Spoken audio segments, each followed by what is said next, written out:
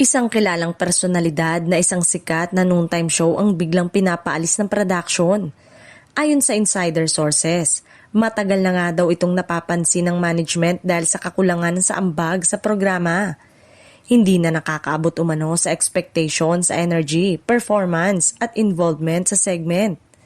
Marami ang nagulat sa sudden decision na ito. Ang ibang mga co-host ay supportive sa hakbang ng production, habang ang ilang fans naman ay nagulat at nagtatanong sa social media kung sino ang tinutukoy. Sa ngayon, wala pang opisyal na pahayag mula sa nasabing personalidad at patuloy ang espekulasyon kung magbabalik sa ibang proyekto o maghahanap ng bagong show. Samantala, tiniyak ng production team na ang hakbang ay para sa kabutihan ng programa at para mapanatili ang saya at kalidad ng show para sa milyong-milyong manonood.